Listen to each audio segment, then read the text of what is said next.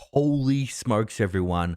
We just had an absolute game changer announcement that was just announced recently. So it has officially happened. China has settled its first cross border oil deal with its digital yuan.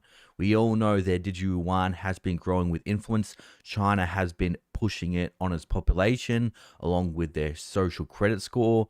And we all know that a central bank digital currency, a Federal Reserve, whatever country you're in, a digital euro, a e-dollar will be coming very, very soon.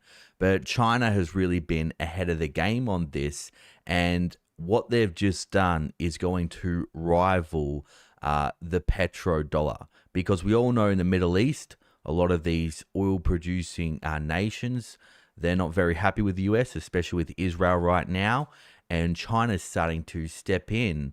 And like I said, their new announcement is going to be very game-changing, and we'll have to see what it does to the almighty dollar.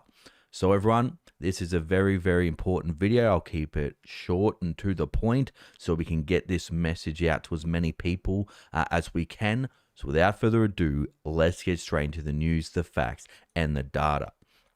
So look at this, everyone.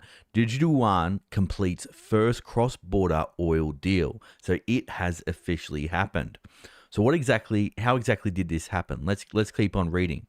So Chinese digital yuan has been used in its first cross-border oil deal for 1 million barrels on the Shanghai Petroleum and Natural Gas Exchange from PetroChina International Corp.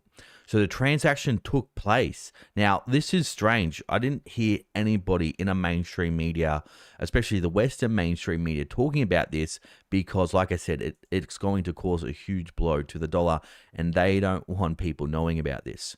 So the transaction took place on October 19th and represents the first time amid a slow moving de-dollarization push.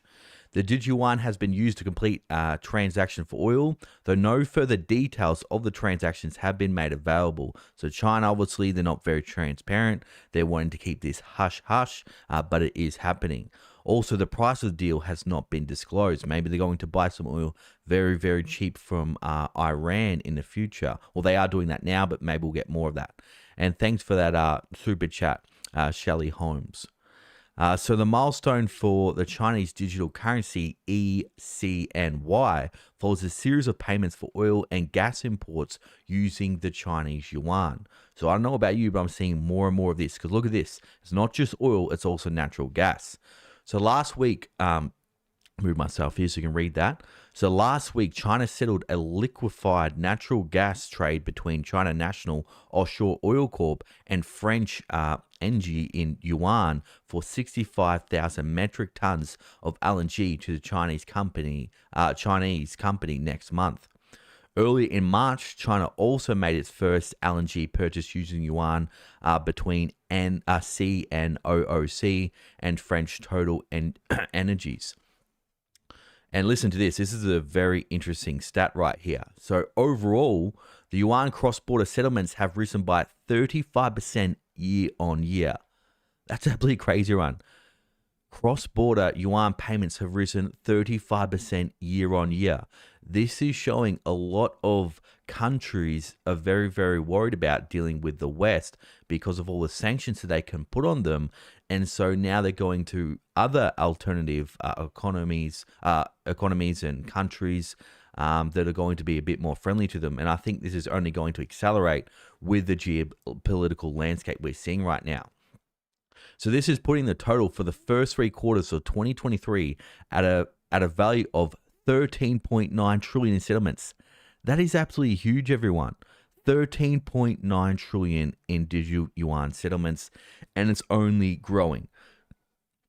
So this is no small blow to the petrodollar. Like I was saying, this is a huge blow.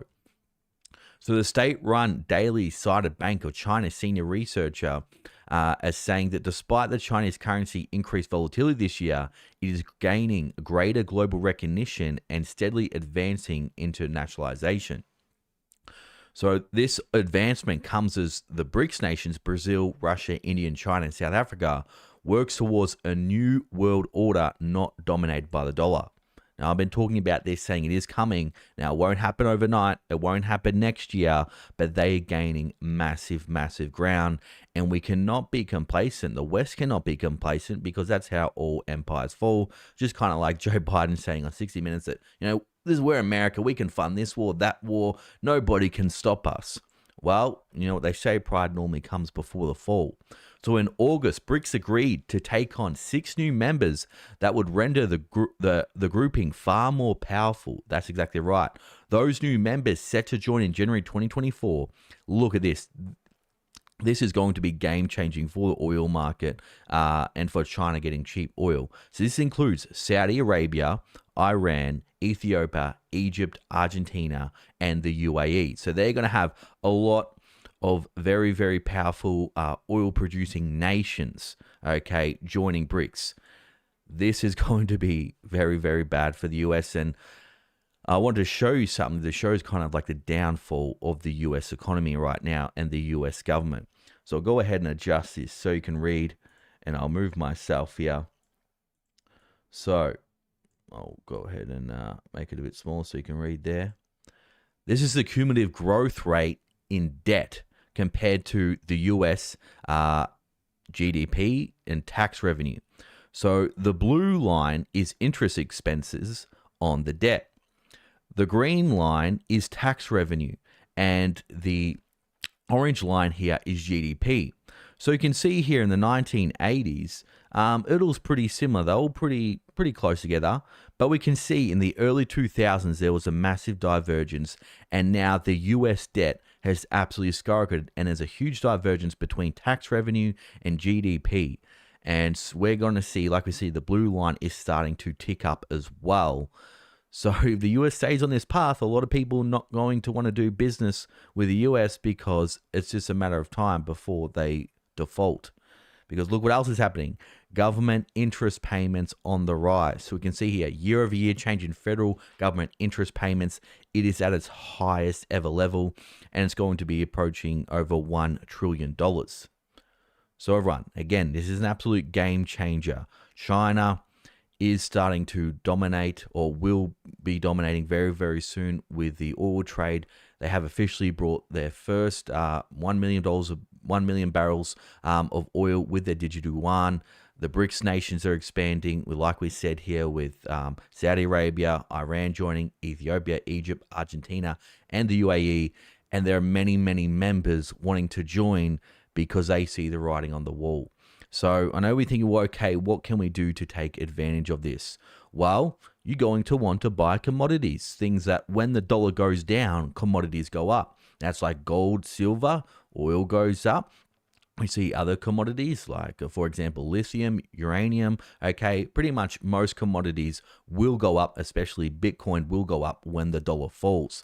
So that's the way you can kind of hedge against a situation. Again, it won't happen overnight, but we are seeing massive acceleration. Like I said, 35% year-on-year increase in Chinese yuan trade settlements, and that was 13.9 trillion in the first quarter of 2023. So what do you all think about this? I think this was a game-changing move. Let me know your thoughts below. You're awesome. I'll see you all in the next video.